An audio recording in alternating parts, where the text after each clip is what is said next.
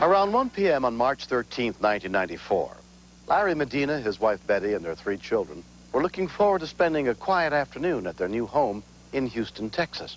But their plans suddenly went down the drain when one family member got in trouble over his head. Much of the footage in the story was taped as the events unfolded. Come on now, let's take the puppies out. Sunday after church, my wife and the children took Precious and the puppies outside to get fresh air. Okay, put the puppies around him. My kids really loved these puppies here. Hey, Marky, you stay out here. We're gonna go change, For okay? having these puppies 2 weeks, they were really attached to them. While the rest of the family went to change out of their church clothes, 7-year-old Mark stayed outside. I was eating the orange and then I threw my peel away.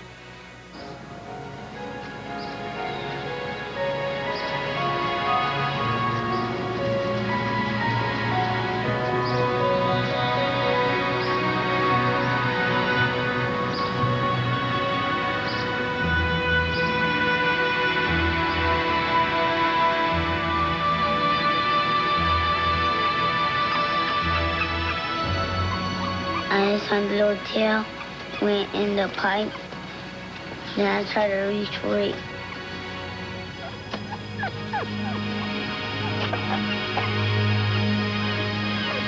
I couldn't feel anything. Marky, what happened, Marky? The puppy went down the pipe. What do you mean the puppy went down the pipe, son? I panicked. I said, oh, my God, and I ran outside. Oh, babe. Here, Molly. He's crying. Dad, you can't see nothing. Let's take a look, babe. He's down there, though. You can hear him crying. I immediately told my husband, I got to run inside, call 911.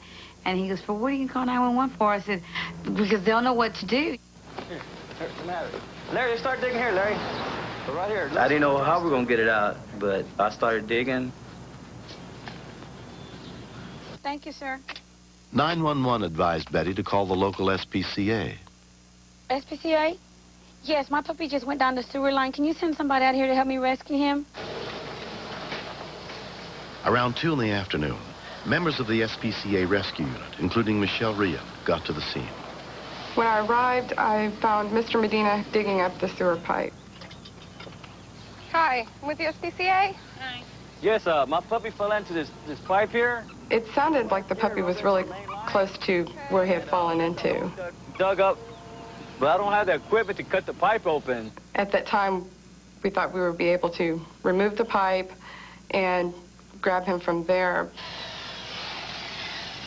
Did that work okay? Yes, he cut a hole. Okay. I'm just gonna stick my hand in there and see if I can grab the pup. The thing I was mainly concerned with is you can hear the puppy crying, and it was such an echo that it was really hard to determine how far away the puppy was. When Betty called the city's public works department, they said it sounded like the problem was in a private sewer line. I started looking through the phone book, and I happened to pass something that said rescue. And I said, oh, my God, this is it. Good evening, Rescue Router Ronnie speaking. How may I help you? Plumber Ronnie Lozzie took the call. You have a puppy stuck where, ma'am? I kind of thought it was a joke at first. Uh-huh. Can I get some information from you, ma'am? What is your name? I noticed the tone of her voice. She was serious. She called everybody else she could call. We were like her last resort. By the time the plumbers got to the Medina's house around 8, the puppy had been trapped in the sewer pipe for more than 7 hours. And it runs into this main line. We put a hole in it. I seen Betty Medina's daughter. She was crying. She loved this little puppy. That took its effect on me because I love kids. So I told the guy I was with, let's see if we can find them on the sewer camera.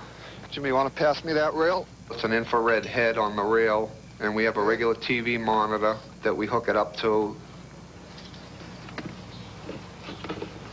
Basically, we can see for any broken pipes, root damage to pipes. See the monitor? Or in this case, a dog. Looks like I'm coming up to the city drop where it drops into the city main. After going out 20 to 30 feet, We finally came up to him. I'm coming up to the puppy. There he is right there. There he is. He's kicking. There's a bunch of debris in there, like some leaves, and he looks like he's hanging onto a stick. All right, there's his head right there. That debris he was clinging onto was saving him from dropping into that city main, but we couldn't tell exactly where he was. I got in. He looks like he's somewhere out in the middle of the street somewhere. The dog was in the city's line, so it was their responsibility to dig the street. The Deputy Assistant Director of the city's Public Works Department, Max Allen, arrived to see what they could do. They could hear the puppy, but didn't know where he was.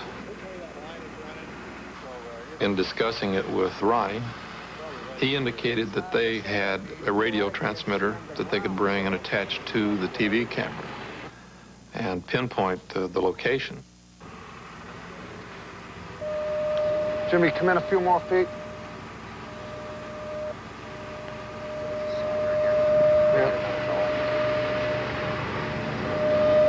It indicated that the transmitter was about 8 feet below the surface of the street. Bud, you should be right here. So the first thing to do was get the pavement and the concrete up so that the backhoe could start digging.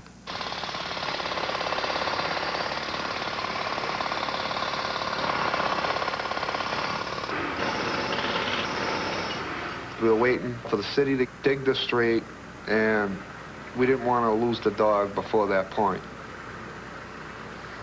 Sewer lines contain a lot of deadly gases, so we have a device that pumps air down into the line.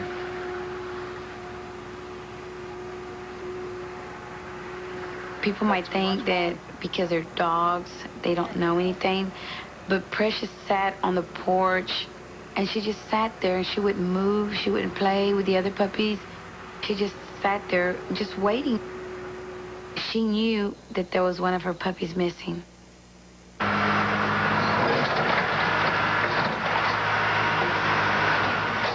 9-ton backhoe was brought in to dig through the layers under the street. Eldridge Walker was the operator. When I looked at first at the monitor they had in the line, you could see the top of the pipe was kind of eroded. So my basic idea was to try to dig on the side of it and then let them do the rest.